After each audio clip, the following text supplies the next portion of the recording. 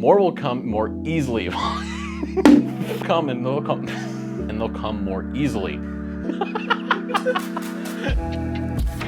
Okay, you've been on YouTube for hours watching your favorite YouTubers build these insane wide-body, engine-swapped, 1,000-horsepower cars with wheels that cost more than your own car. You start to think, hey, I want to do that too, but I have approximately $27.43 in my bank account. How can I make that happen? Listen, I get it, building your car is just too damn expensive, unless you're shopping at threepiece.us, but any way you slice it, putting together a sick build costs a lot more money, and sometimes you just want some help. Your mind turns to how these YouTubers are constantly thanking X or Y company for that new ECU or brake kit, and you're like, hey, if they're giving this guy those parts, maybe they'll give them to me too. After all, I bring a lot to the table. Probably not happening for you. Let's get into why, how sponsorships actually work, and what you can do on improving your chances on getting some sponsor support to build your car. But wait, there's more. Before we get into it, we're gonna need you to sponsor our channel with a click of the subscribe button and to drop your build into our vehicle gallery to help others dial in that perfect fitment. You have 5 seconds, checking my imaginary watch. Cool. So first things first is, what is a sponsorship? Well, at its core, it works like this. Companies make awesome products, but without people being aware of them, they won't sell any. So they need to advertise. There's a lot of ways to do this. Paid ads on Google or Facebook, TV, radio, print magazines, hell, they can even buy a billboard. But one of the most common ways companies advertise in the automotive space is sponsorships. Sponsorship is essentially a mutually beneficial exchange between the company who provides the product or service that costs a whole bunch of money in exchange for promotion from an individual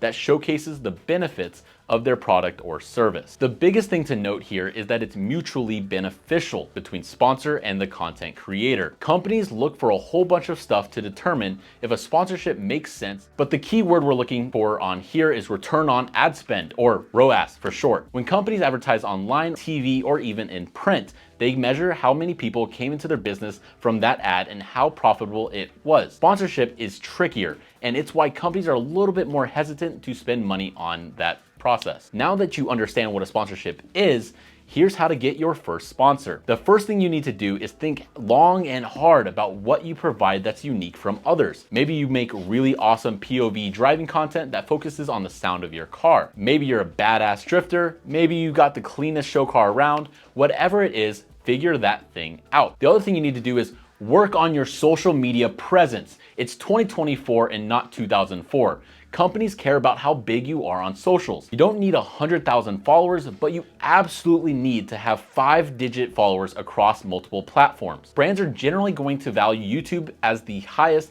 as it is also the hardest to grow a large organic audience on, followed by Twitch, equally as high, then Instagram, TikTok, Snapchat in that order, RIP TikTok.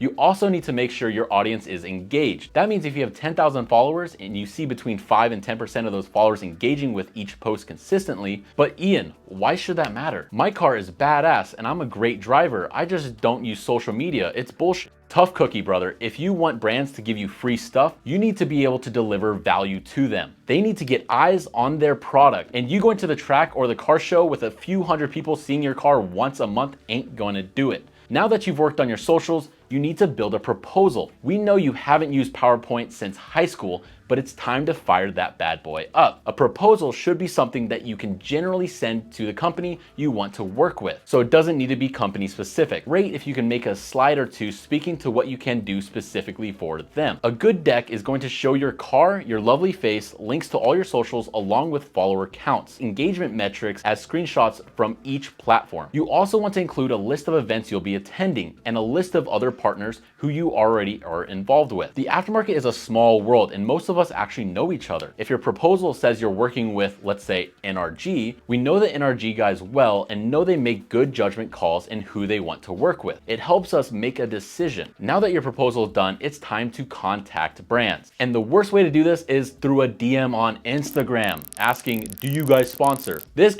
Why are you looking at me like that, Nico? This guarantees that we will all get together in the marketing office, look at your DM, and laugh at you. That's not just us, it's every company.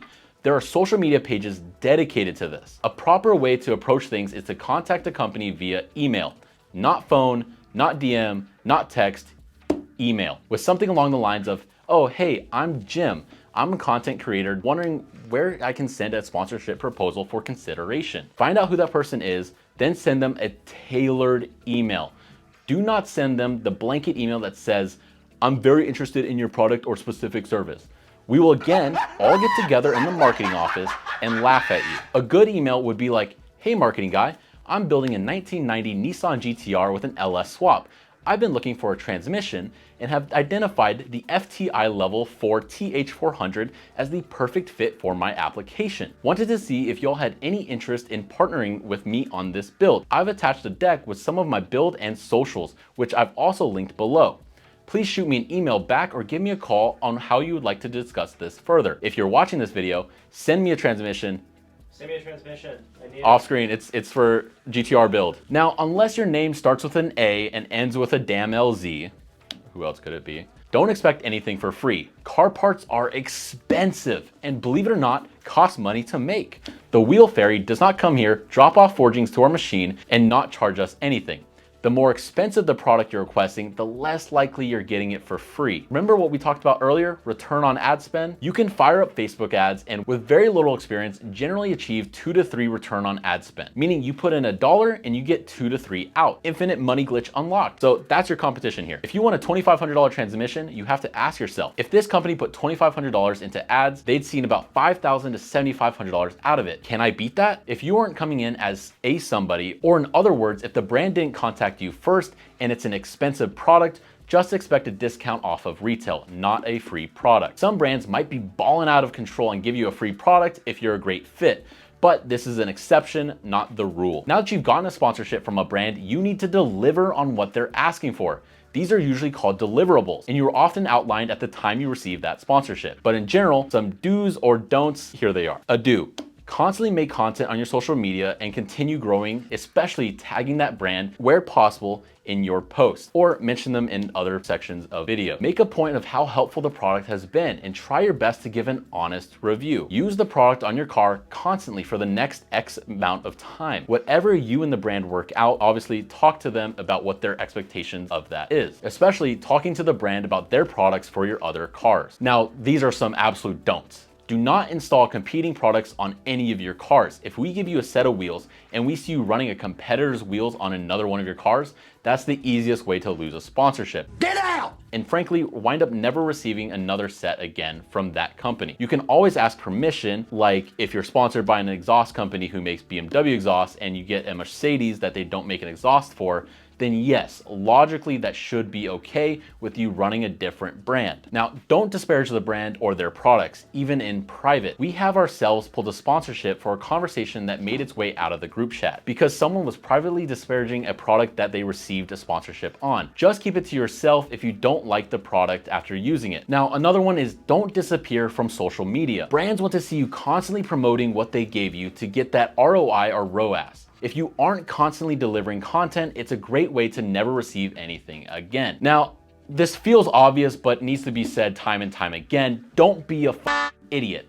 This includes, but is not limited to, saying no words, getting into fights, wearing a shirt with the brand's logo on it, going on insane rants about the earth being flat, although some brands might already be into this, so find your perfect fit. Anything that would paint you and companies' work in a negative light. Once you get your first sponsorship, more will come more easily. More will come and they'll come. Once you get your first sponsorship, more will come and they'll come more easily. Just deliver more value constantly and you'll find other brands to help you and build mutually beneficial relationships. Not us though, don't DM us, we don't sponsor anyone, and we certainly don't want to sponsor you. But you can sponsor us by hitting that like, commenting, and hitting that subscribe button. And of course, by adding your car to our vehicle gallery to help others dial in their fitment. Thank you for watching, and I'll see you in the next one.